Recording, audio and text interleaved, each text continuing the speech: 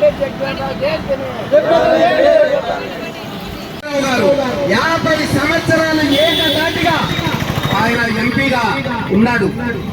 30 సంవత్సరాలు కేంద్ర మంత్రిగా ఉన్నాడు.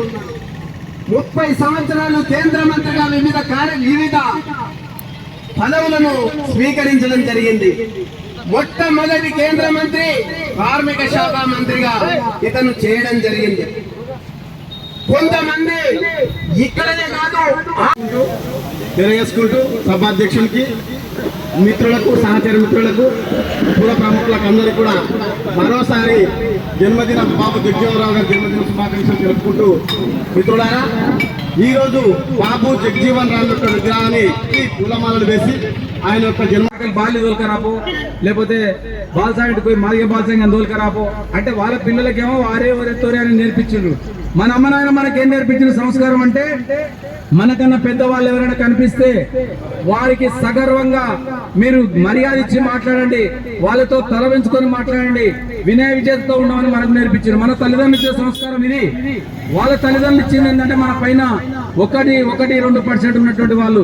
కానీ అంతకన్నా ముందు ఉన్నటువంటి బాబు జగజీవనరామ్ గారు కానీ, జ్యోతిరావు పూలే గారు కానీ, అంబేద్కర్ కానీ ఈ దేశం కోసం ఈ బడుగు బలహీన వర్గాలు అణచిపోతున్నారు.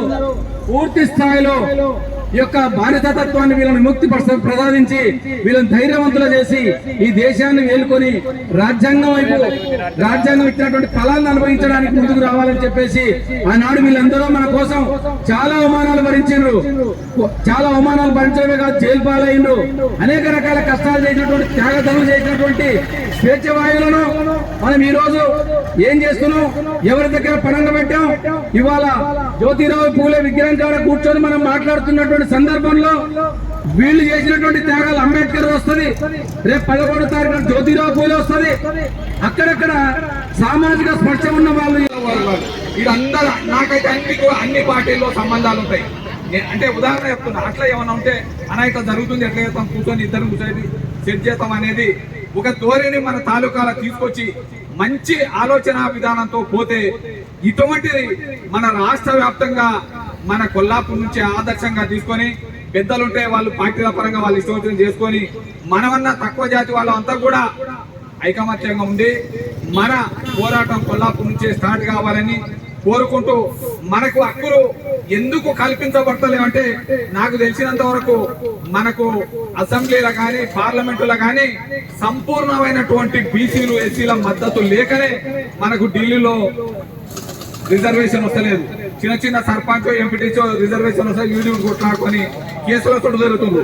ఢిల్లీలో ఎప్పుడైతే అధికారం వస్తుందో ఆడ మన వాళ్ళు పార్లమెంట్ లో మెజార్టీ ఉంటుందో వాళ్ళు బిల్లు పాస్ చేస్తే కొల్లాపూర్కి వస్తుంది.